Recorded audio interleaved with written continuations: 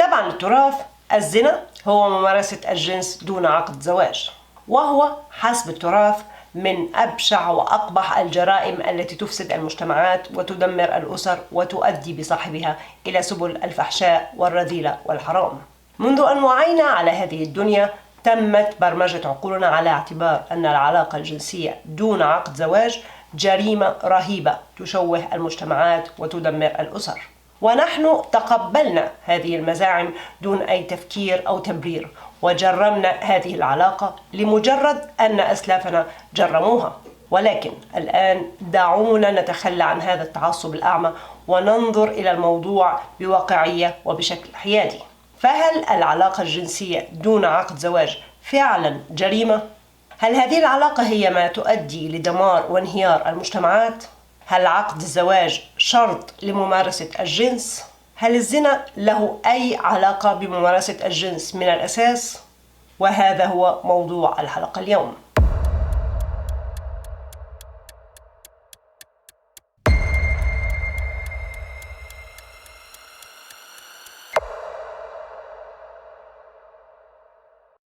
عندما انتهيت من كتابة الحلقة اتضح أنها أطول مما توقعت، ولذلك قررت تقسيمها ل3 أجزاء.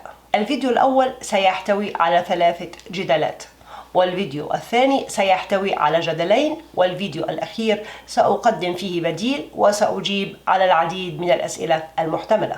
الجدل الأول: صعوبة تنفيذ العقوبة.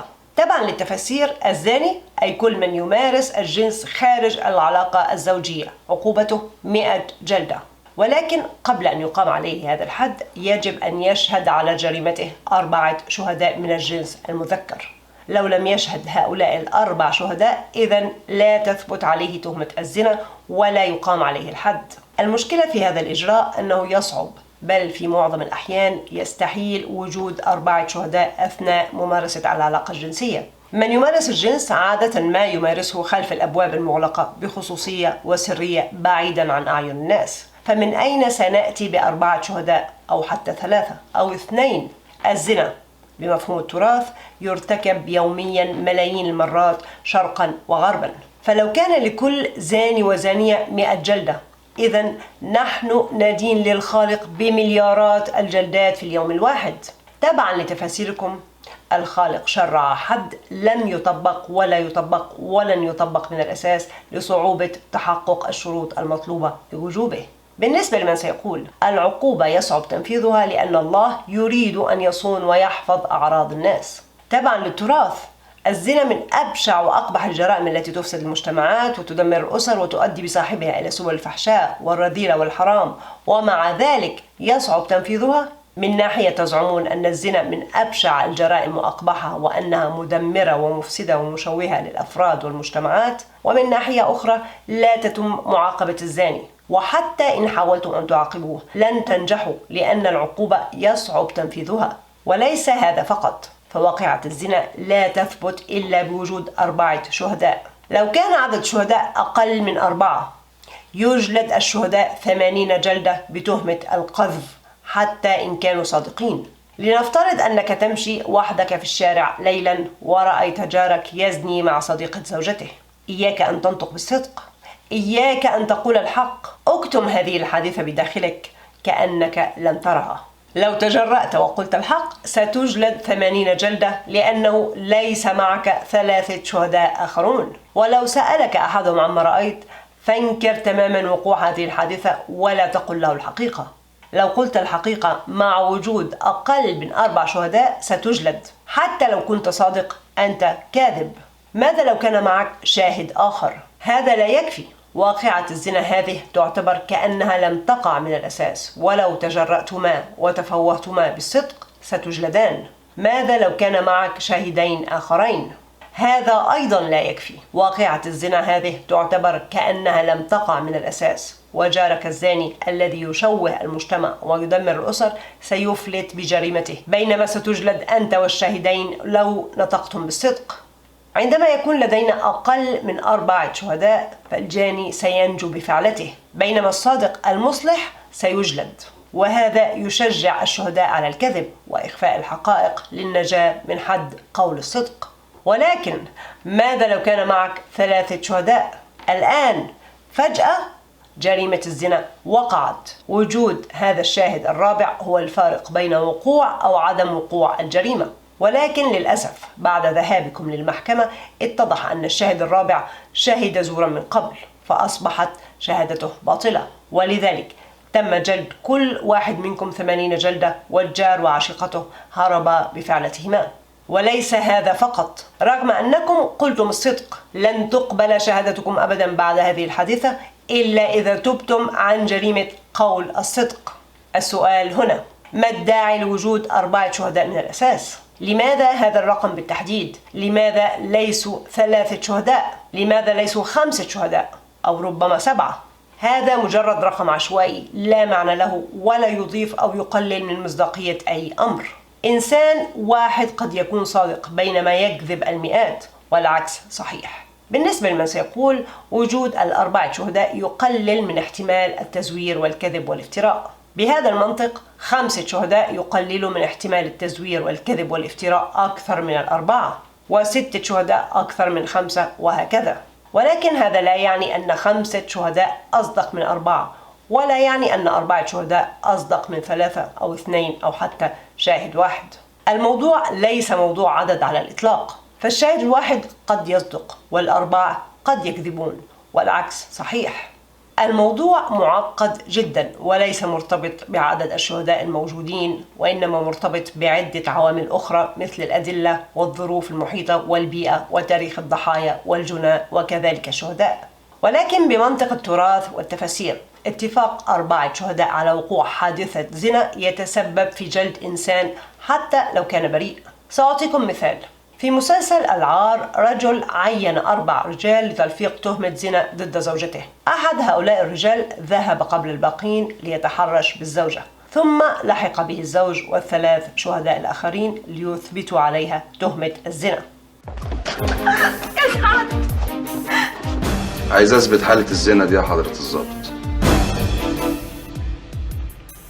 أعلم أن هذا المثال ليس واقعيا، لأن الحبل ليس في البئر، ولأن حد الزنا لا يطبق في يومنا هذا. ولكن الغرض من هذا المثال هو توضيح مدى سهولة تلفيق تهمة على أي إنسان. بكل بساطة بإمكانك أن تدفع مبلغا من المال لإنسان ما لكي يشهد زورا. بالنسبة لمن سيقول ولكن يجب أن يكون شهداء عدول، أولا نحن نعيش في مجتمعات فيها عشرات الملايين من الأفراد مقارنة بمجتمعات القرون السابقة التي لم تتعدى بضعة آلاف من الأفراد. فلو كان الناس يعرفون بعضهم البعض في القرون السابقة ويعرفون العدول عن غيرهم، نحن من المستحيل أن نطبق هذه المعايير اليوم لكثرة عدد الناس. فإن تقدم إنسان للشهادة وليس له أي سوابق ولم يشهد زورا من قبل، هل هذا شاهد عدل؟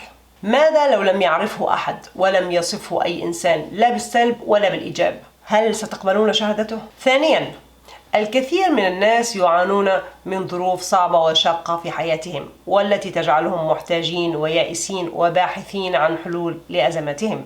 أحد هذه الحلول قد تكون إنسان فاسد يريد تلفيق تهمة زنا لزوجته أو صديقه أو حتى جاره، فيقدم هذا الفاسد لأحد البائسين المحتاجين مبلغا من المال ليحل به بعض مشاكله مقابل شهادة زور بسيطة.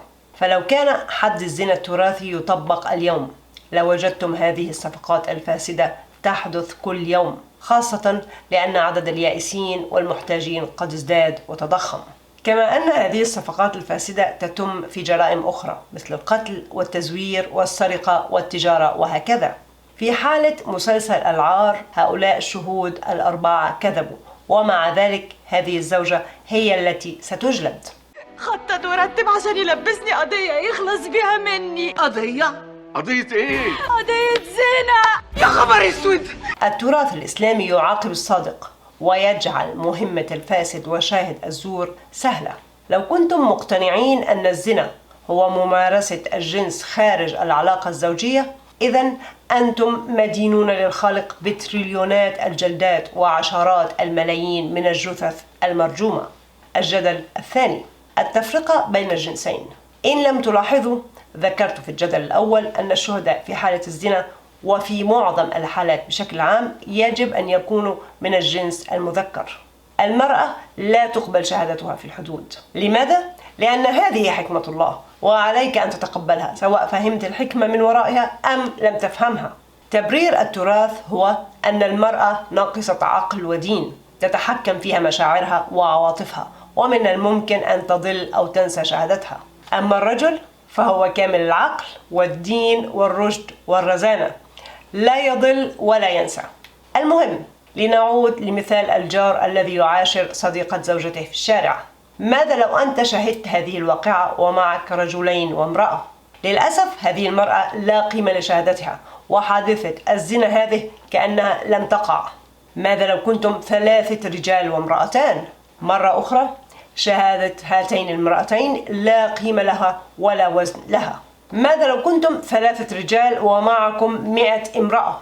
لن تثبت حادثة الزنا لأنكم لستم 4 رجال. هؤلاء النساء لا تضفن للشهادة أي وزن على الإطلاق. ماذا لو كنتم 3 رجال ومعكم 1,000,000 امرأة؟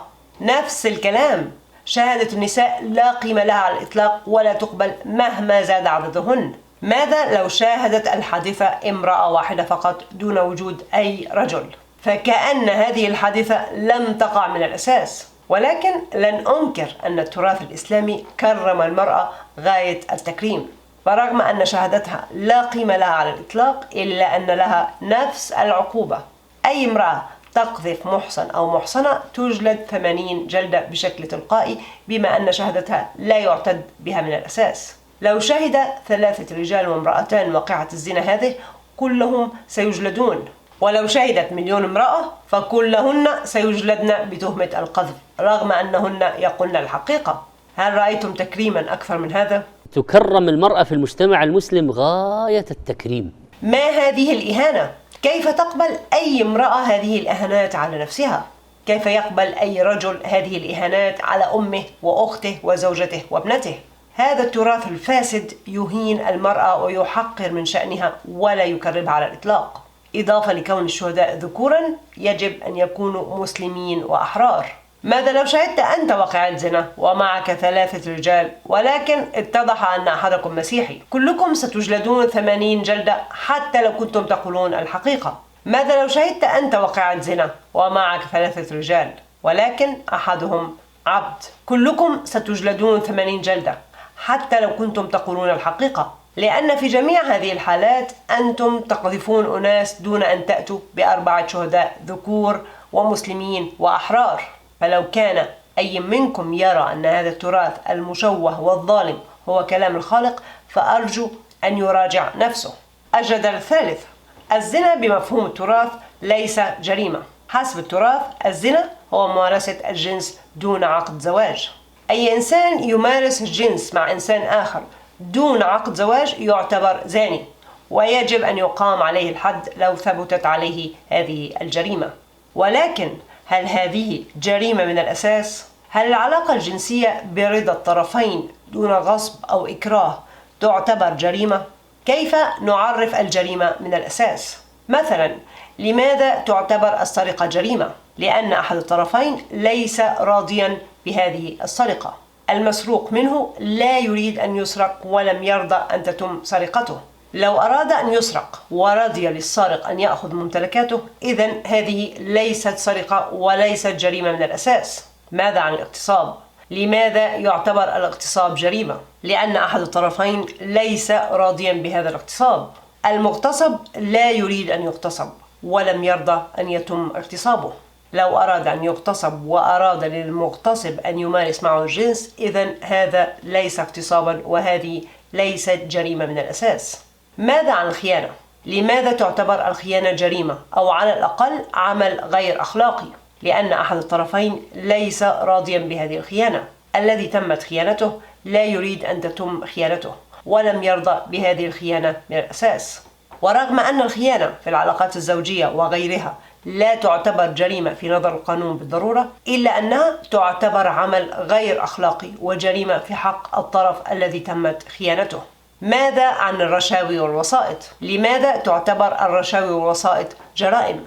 ألا تتم هذه الجرائم برضا وموافقة كلا الطرفين؟ إذن لماذا تعتبر جرائم؟ لأن هذه الجرائم تؤثر على المجتمع بأكمله وتتسبب في الظلم لكل من لا يستطيع أن يقدم رشوة أو يحصل على واسطة. في هذه الحالة ليست كل الأطراف المتأثرة بهذه الصفقة راضية. أي عملية أو صفقة تتم دون موافقة جميع الأطراف المتأثرة بهذه العملية أو الصفقة تعتبر جريمة، لأنها غالبا تتسبب في ظلم أو ضرر لأحد هذه الأطراف. ماذا عن الزنا بمفهوم التراث؟ لماذا تعتبر ممارسة الجنس دون عقد زواج جريمة؟ ألا تتم بإرادة ورضا كلا الطرفين وليس هناك أي ظلم أو ضرر يقع على أي إنسان آخر؟ أنا لا أتحدث عن خيانة ولا عن اغتصاب ولا عن معاشرة أطفال، وإنما أتحدث عن فردين راشدين بالغين أرادا ورضيا أن يمارسا الجنس معا. لماذا تعتبرون هذه الممارسة جريمة؟ بالنسبة لمن سيقول الزنا ضد الفطرة، كيف الزنا ضد الفطرة؟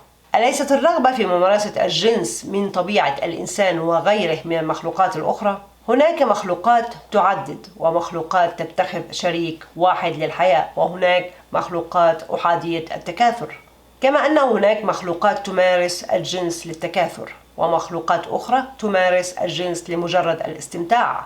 الإنسان لا يختلف عن أي من هذه المخلوقات، فهناك من الناس من يعددون، وهناك من يتخذون شريكا واحدا للحياة، وهناك من لا يتزوج ولا يمارس الجنس على الإطلاق، كما أن الإنسان يمارس الجنس لغرضين رئيسيين: الاستمتاع والتكاثر. أكاد أجزم أن معظم الممارسات الجنسية تتم لمجرد الاستمتاع، سواء كانت في علاقة زوجية أو خارجها.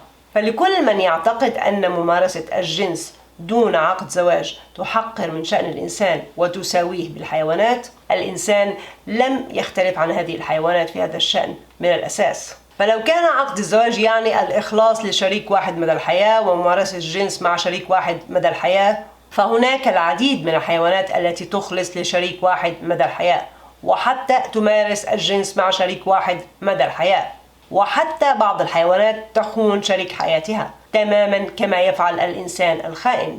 الإنسان لم يختلف في هذا الشأن عن غيره من المخلوقات الأخرى، مما يعني أن العلاقة الجنسية ليست ضد الفطرة، بل أنها مع الفطرة. بما أن ممارسة الجنس رغبة موجودة في الإنسان العادي، إذن هي ليست ضد الفطرة. الفطرة هي طبيعة الإنسان التي لم يتعلمها. الفطرة هي كل ما يرغب فيه الإنسان ويعلمه دون أن يتعلمه. لنفترض أن كلامكم صحيح وأن الزنا بمفهوم التراث ضد الفطرة، إذن ما الذي يتوافق مع الفطرة؟ هل الزواج بالطريقة الشرعية أو المدنية هو الذي يتوافق مع الفطرة؟ هل فطرة الإنسان تحثه على إحضار شاهدي عدل قبل ممارسة الجنس؟ وهل بهذه الفطرة عليه أن يستنتج أن هؤلاء الشهود لا يجوز لهم أن يكونوا إناثا وإنما ذكورا فقط؟ هل فطرة الإنسان تقول له أن الذكر يتزوج براحته بينما الأنثى لا يجوز أن تتزوج إلا بولي؟ ومرة أخرى، هل بهذه الفطرة عليه أن يستنتج أن هذا الولي لا يجوز له أن يكون أنثى وإنما ذكرا فقط؟ هل من فطرة الإنسان التوقيع على عقد مكتوب يبيح له ممارسة الجنس مع إنسان آخر؟ لو الفطرة هي طبيعة الإنسان التي يولد عليها دون أن يتعلمها، إذن كل إنسان يولد وهذه الطقوس والتفاصيل الدقيقة مزروعة بداخله دون أن يتعلمها أو يكتسبها. وطبعا هذا كلام فارغ، لأن هذه التفاصيل ليست من طبيعة الإنسان، ولا يستطيع الإنسان أن يتوصل إليها دون أن يتعلمها، مما يعني أن الزنا بمفهوم التراث ليس ضد الفطرة. بالنسبة لمن سيقول الزنا يؤدي لاختلاط الأنساب، هل لازلتم تستخدمون هذه الحجة في القرن 21؟ هذه الحجة الأثرية كانت تصلح في القرون السابقة، ولكنها بطلت في زمننا الحالي. توجد اليوم اختبارات DNA تحدد نسب أي إنسان، مما يبطل هذه الحجة تماما، بالإضافة إلى أنه لا توجد أي مشكلة في تربية أولاد ليسوا من صلبك. فالتبني من أجمل وأرقى القيم الإنسانية. المهم أولا أن يكون لديك العلم أن هذا الطفل ليس من صلبك، أي أن شريكك لم يحاول خداعك ولم يحاول أن ينسب طفل غيرك لك دون علمك. وثانيا يجب ألا تكون مجبرا أو مكرها على تربية طفل ليس من صلبك، أي أنك يجب أن تكون راضيا كل الرضا، وليس كما زعم التراث أن الولد للفراش. تبعا لهذا الحديث، لو امرأة خانت زوجها وأنجبت ابن من غيره فهذا الولد ينسب للزوج، وعلى الزوج التكفل به والإنفاق عليه غصبا عنه.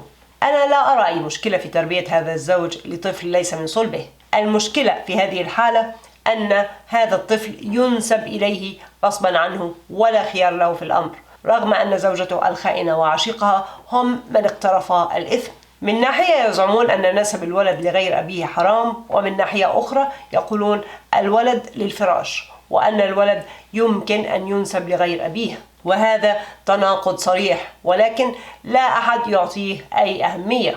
بالنسبة لما سيقول، الزنا يدمر الأسر والحياة العائلية. في كثير من الأحيان أشعر أن من يرددون هذه الحجج لم يفكروا فيها على الإطلاق، وإنما يرددونها مجرد ترديد أعمى دون فهم. هناك نوعان من الزنا بمفهوم التراث. النوع الأول هو ممارسة الجنس بدون عقد زواج، وهو ممارسة الجنس بين فردين غير متزوجين، وهذا النوع لا يدمر العلاقة الزوجية ولا يفسد الحياة العائلية، لأنه لا توجد لا أسرة ولا حياة عائلية تتأثر بهذه العلاقة من الأساس. أما النوع الثاني فهو ممارسة الجنس رغم وجود عقد زواج، وهو ممارسة الجنس مع غير الزوج أو الزوجة، وهذا النوع هو ما يلجأ إليه التراثيون لتبرير حجة تدمير الزنا للحياة العائلية والأسرية، بحجة أنه عندما يتخذ أحد الزوجين عشيق أو عشيقة فإن هذا سيؤدي لدمار الحياة الزوجية والعائلية. ولكن المشكلة في هذا المنطق أن ممارسة الجنس مع إنسان آخر غير الزوج أو الزوجة ليست هي ما تدمر الحياة الزوجية والعائلية. ما دمر هذه الحياة الزوجية والعائلية بالفعل هو الخيانة. أحد الزوجين خان ثقة الآخر وكذب عليه وخدعه، وهذا هو ما دمر الثقة التي كانت بينهما. ممارسة الجنس ليست هي ما تدمر الحياة الزوجية والعائلية، وإنما الخيانة والكذب والغش والخداع وانعدام الوفاء والاحترام. مثلا لو رجل عدد على زوجته دون موافقتها ودون استشارتها، هذا سيدمر علاقتهما، لأنها ستشعر بالخيانة والخداع وأن زوجها لا يحترمها. أي أن التعدد أيضا قد يدمر العلاقات الزوجية والعائلية بسبب الخيانة والخداع وانعدام الوفاء والاحترام والثقة. مرة أخرى، ممارسة الجنس في حد ذاتها ليست هي السبب في تدمير العلاقات الزوجية والعائلية، وإنما الخيانة والخداع وانعدام الوفاء والاحترام والثقة. ونفس هذا الكلام ينطبق على كل العلاقات الاجتماعية وليس فقط الجنس، سواء كانت علاقة عمل أو صداقة وهكذا. حتى لو جميع أفراد المجتمع متزوجين، هذا لا يمنع وجود الخيانة بأي حال من الأحوال.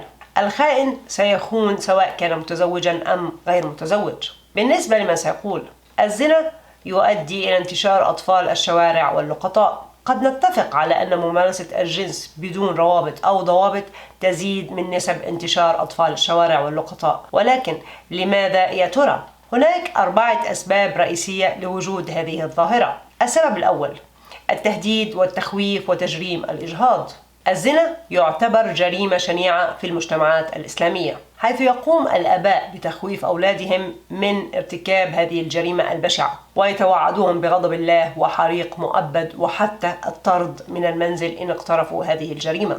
وليس هذا فقط، بل أيضا يجرمون ويمنعون الإجهاض. ولذلك عندما يقوم مراهقان بممارسة الجنس فإنهما يقومان بإخفاء الأمر عن الجميع لتجنب الفضائح والاتهامات والتهديدات والعقاب.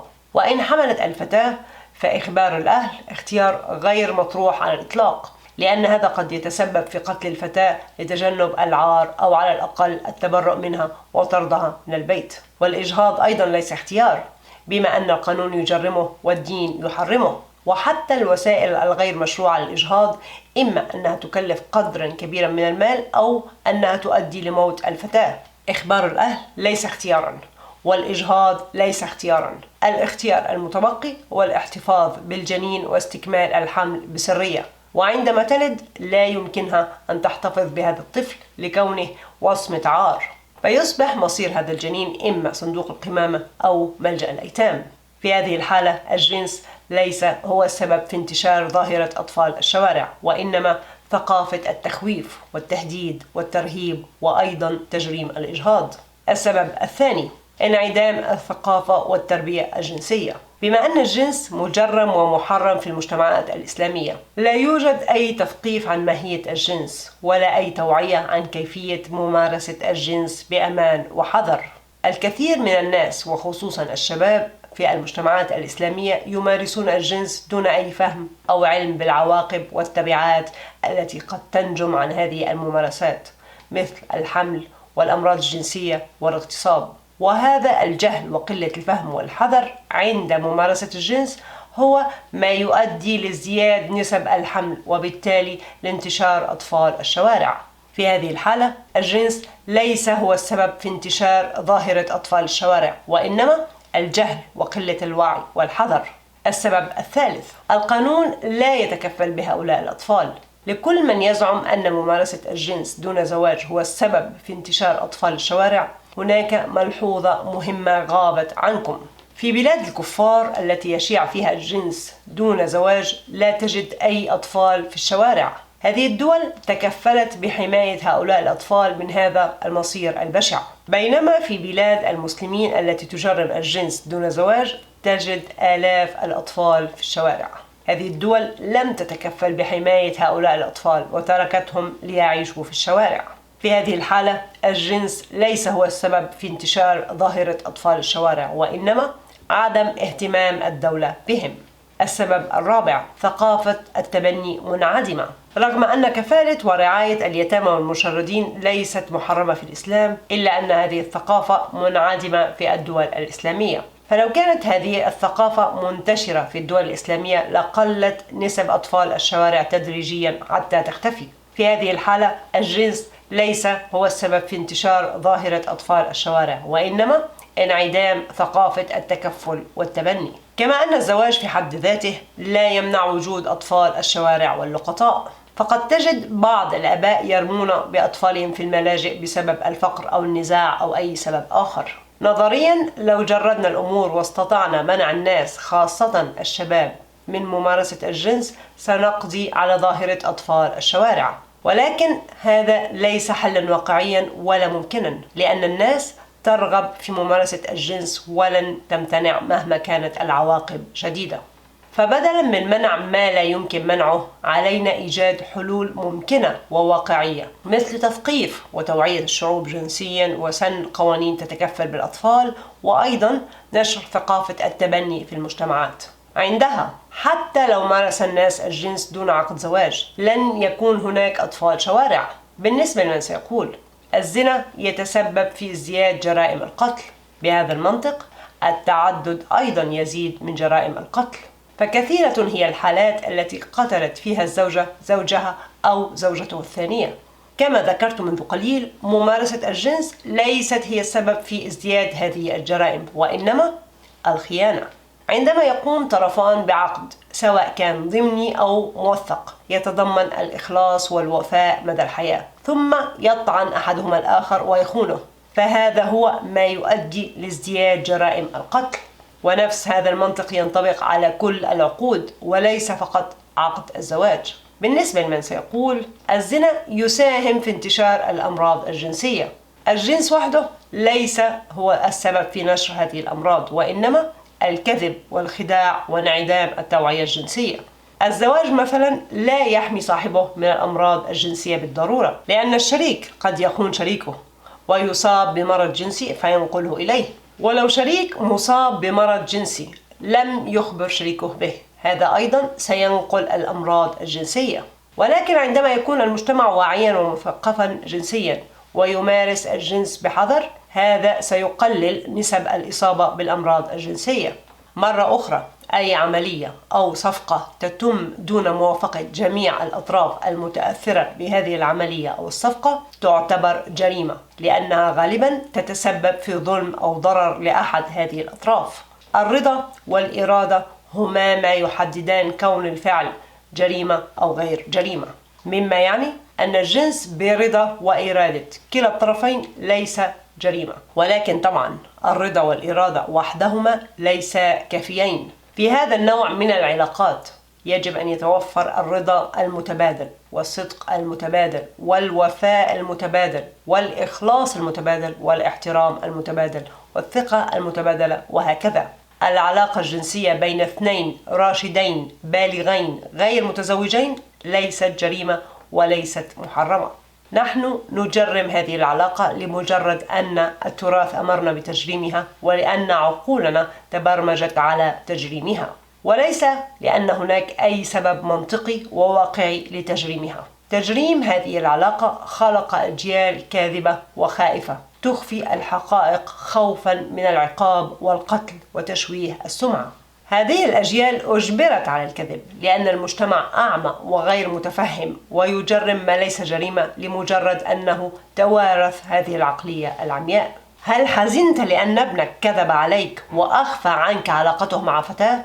أنت السبب، لأنك هددته وأخفته وأرعبته من قول الحقيقة. هل حزنت لأن ابنتك مارست الجنس دون زواج؟ أنت السبب، لأنك تجرم رغبة طبيعية موجودة لدى كل إنسان. أنت السبب، لأنك تخوفهم وتهددهم وترعبهم وتجرم فطرة طبيعية بداخلهم بدلا من أن تثقفهم وتوعيهم وتشعرهم بالأمن والطمأنينة عندما يصارحونك. الآباء يجب أن يكونوا مصدر طمأنينة ومساندة وحماية لأبنائهم، ولكن في مجتمعاتنا بكل أسف الآباء هم مصدر الخوف والخذلان واللوم. بدلا من أن يلجأ الأبناء لآبائهم لطلب المشورة والحكمة والنصيحة والتقبل والأمان والمساندة والمؤازرة، فإنهم يخافون منهم ومن لومهم وخذلانهم وعدم تقبلهم، وهذا يجعل حياة الطفل أو الشاب أكثر صعوبة وتعقيدا وأكثر ضررا على صحتهم النفسية والعقلية. المهم، لكل من لا يزال يرى أن ممارسة الجنس برضا الطرفين دون عقد زواج جريمة، لنرى معا ما لا يعتبر جريمة في الإسلام التراثي. تبعا للتراث، لو أراد مسلم الزواج من طفلة ومعاشرتها حتى قبل أن تبلغ فلا بأس في ذلك. هذه الطفلة غير راشدة وغير بالغة، حتى لو وافقت فريضاها لا يعتد به، لأن الطفل يسهل خداعه واستغلاله، ومع ذلك هذه العلاقة ليست جريمة. وتبعا للتراث، لو أراد زوج أن يعدد على زوجته وهي رفضت فمن حقه أن يعدد عليها على أي حال دون إرادتها ودون رضاها. هذه العلاقة تتم دون رضا وإرادة كل الأطراف المتأثرة بما أن الزوجة الأولى رفضت، ومع ذلك هذه العلاقة ليست جريمة. وتبعا للتراث، لو رجل أسر امرأة في الحرب تصبح سبية له ويحق له معاشرتها حتى لو كانت متزوجة دون إرادتها ودون رضاها. هذه السبية لم ترضى لنفسها السبي ولم ترضى بممارسة الجنس مع من استعبدها، ومع ذلك هذه العلاقة ليست جريمة. ولكن ممارسة الجنس برضا وإرادة كلا الطرفين دون عقد زواج مع وجود احترام متبادل وود متبادل وثقة متبادلة وهكذا تعتبر جريمة. تبعا للتراث، العلاقة التي تتم دون رضا وإرادة جميع الأطراف بل بالإكراه والغصب ليست جريمة، ولكن العلاقة التي تتم برضا وإرادة جميع الأطراف بالإضافة للود والإخلاص والوفاء والاحترام هي التي تعتبر جريمة. يجب أن تعيدوا النظر في تعريفكم لمعنى الجريمة. أي عملية أو صفقة تتم دون رضا وإرادة جميع الأطراف المتأثرة بهذه العملية أو الصفقة تعتبر جريمة، لأنها غالبا تتسبب في ظلم أو ضرر لأحد هذه الأطراف. أما ما دون ذلك فهو ليس جريمة، وهذا يشمل العلاقة الجنسية دون عقد زواج، أي أن الزنا بمفهوم التراث ليس جريمة، مما يعني أن تعريف التراث للزنا خطأ، وأن هناك تعريف آخر للزنا يجعله جريمة بالفعل. هذا التعريف البديل سأقترحه في الجزء الثالث من فيديوهات الزنا. أما في الفيديو القادم فسأتحدث عن وجوب أو عدم وجوب عقد الزواج قبل ممارسة الجنس، وأيضا سأحلل تفاسير التراث لآيات الزنا والفاحشة.